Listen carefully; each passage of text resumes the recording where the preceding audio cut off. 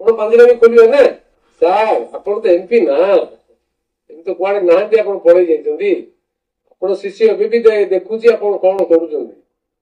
ଆସିନି, ଟାଇମ ଆସିନି, ରିପ୍ଲାଇ ଦବ। ଆପଣ ଅପେକ୍ଷା କରନ୍ତୁ। ଆପଣ କଣ କଣ କରିଛନ୍ତି ସେ ସବୁ ଠିକ ଠାକ ରଖିଛି।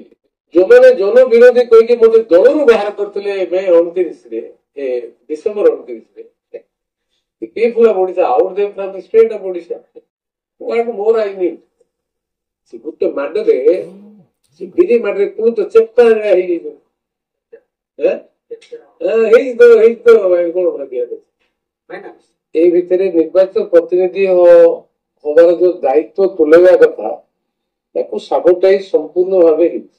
କାହିଁକି ସମୟ କୋର୍ଟର ନିୟମ ଅନୁଯାୟୀ ପାଳନ କରିବା, ତା ପାଇଁ ପ୍ରିପେୟାର ହେଇକି ଯିବା, ଆଉ ସେ ସମୟରେ ସଂଗଠିତ ଭାବେ ଯୋଜନା କରି ମତେ ଫସିବା ପାଇଁ ଯୋଉ ଯୋଜନା କରିବା, ଲୋକଙ୍କୁ ଲଗେଇବା,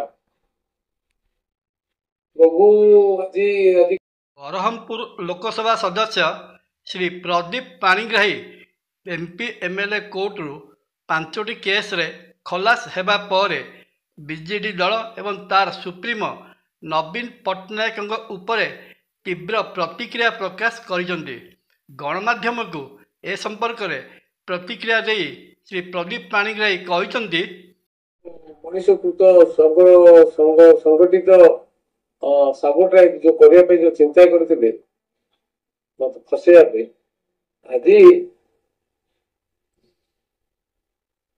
କୋର୍ଟ ମତେ ଆଜି ରିଲିଫ ଦେଇଛି, ନିର୍ଦ୍ଦୋଷ ଆଜି ଖଲାସ କରିଛି। ମୁଁ ଏଇ ଅବସରରେ ପ୍ରଥମେ ମୋ ବାପା ମା ନାହାନ୍ତି, ଆଜି ମତେ ସବୁବେଳେ ଗୋଟେ ଗିଲ୍ଟି ଲାଗୁଥିଲା ଯେ ଏମିତି ଗୋଟେ ପୁଅ ଜନ୍ମ କଲି ଯାହା ନାଁରେ ଏମିତି ଆରୋପ ଆସିଛି। ପ୍ରଥମେ ମୋ ବାପା ମା ରିଲିଫ ଦେଇଥିଲେ। ମୋ ପୁଅ ଝିଅ ସବୁବେଳେ ଟେନସନରେ ରହୁଥିଲେ ଯେ ବାପାଙ୍କ ଘରେ ଆରୋପ ଆସିଛି, ଯେ ସ୍କୁଲରେ ପାଠ ପଢିଲା ବେଳେ ତାକୁ ଯାହା କହିଛନ୍ତି ପିଲାମାନେ, ସେ ଆଜି ସହିତ ତାକୁ ଟିକେ ରିଲିଫ ପାଇଥିବ। ଝିଅ ତ ସେ ବି ଆଜି ରିଲିଫ ପାଇଥିବ। ସ୍ତ୍ରୀ ଯିଏକି ସବୁ ଇଏରେ ସେ ୱିଟନେସ ରହୁଥିଲା, ତାକୁ କଣ ଲାଗୁଥିବ ଆଜି କଣ ଟିକେ ରିଲିଫ ପାଇବ, ସିଏ ଏକ୍ସପ୍ରେସ କରିପାରିବ। ଆଉ ଯୋଉ ନିର୍ବାଚିତ ହବା ପରେ ଗୋପାଳପୁର ଲୋକ ଯୋଉ 5 ବର୍ଷ ଧରି ନ୍ୟାୟରୁ ବଞ୍ଚିତ ହେଲେ, ଏକ।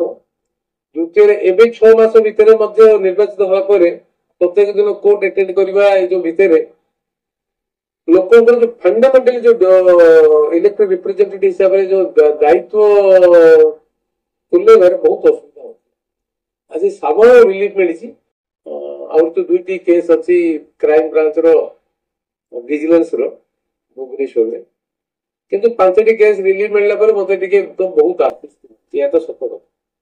ବର୍ତ୍ତମାନ ବରହମପୁର ଲୋକସଭା ନିର୍ବାଚନ ମଣ୍ଡଳୀରୁ ଲୋକସଭାକୁ ନିର୍ବାଚିତ ତଥା ଗୋପାଳପୁରର ପୂର୍ବତନ ବିଧାୟକ ଶ୍ରୀ ପ୍ରଦୀପ ପାଣିଗ୍ରାହୀ ତାଙ୍କର ରାଜନୈତିକ କ୍ୟାରିୟର ଆରମ୍ଭ କରିଥିଲେ ତତ୍କାଳୀନ ମୁଖ୍ୟମନ୍ତ୍ରୀ ଶ୍ରୀଯୁକ୍ତ ନବୀନ ପଟ୍ଟନାୟକଙ୍କର ହିଞ୍ଜିଳି ବିଧାନସଭା ନିର୍ବାଚନ ମଣ୍ଡଳୀର ପ୍ରତିନିଧି ହିସାବରେ।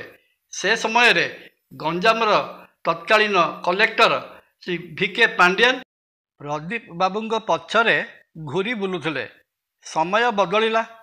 ମୁଖ୍ୟମନ୍ତ୍ରୀ ନବୀନ ପଟ୍ଟନାୟକଙ୍କ ବ୍ୟକ୍ତିଗତ ସଚିବ ତଥା 5Tର ସଚିବ ଭାବରେ ଭିକେ ପାଣ୍ଡିଆନ ନବୀନ ବାବୁଙ୍କ ପରେ ଶାସନ ଓ ଦଳର ସର୍ବମୟ କର୍ତ୍ତା ହେଲେ। ମୁଖ୍ୟମନ୍ତ୍ରୀ ନବୀନ ପଟ୍ଟନାୟକଙ୍କ ଦ୍ୱାର ଧୀରେ ଧୀରେ ବନ୍ଦ ହେବାକୁ ଲାଗିଲା ପ୍ରଦୀପ ପାଣିଗ୍ରାହୀଙ୍କ ପାଇଁ। ପ୍ରଦୀପ ବାବୁ ଓ ପାଣ୍ଡିଆନଙ୍କ ମଧ୍ୟରେ ଦୂରତା ତଥା ତିକ୍ତତା ବଢ଼ିଲା। ଆଇନର ବିଭିନ୍ନ ଜାଲରେ ବନ୍ଦୀ ହେଲେ ପ୍ରଦୀପ ପାଣିଗ୍ରାହୀ। ଏବେ ଆଇନର ଜାଲରୁ ମୁକ୍ତ ହେଲା ପରେ ବିଜେପି ଦଳର ଏମପି ଥିବା ପ୍ରଦୀପ ବାବୁଙ୍କର ଏ ବିସ୍ଫୋରକ ବୟାନ ନବୀନ ବାବୁଙ୍କ ପାଇଁ ବଡ଼ ଅସୁବିଧା ସୃଷ୍ଟି କରିପାରେ ତଥା ବିଜେଡି ଦଳ ଭାଙ୍ଗିଯିବାର ମଧ୍ୟ ସମ୍ଭାବନା ଅଛି ବୋଲି ରାଜନୈତିକ ସମୀକ୍ଷକମାନେ ଆଲୋଚନା କରୁଛନ୍ତି। ଜୟ ଜଗନ୍ନାଥ। ଭିଡ଼ିଓଟି ଭଲ ଲାଗିଲେ ଲାଇକ୍, କମେଣ୍ଟ, ସବସ୍କ୍ରାଇବ୍ ଓ ସେୟାର କରିବା ପାଇଁ ଅନୁରୋଧ। ନମସ୍କାର। ତପନ।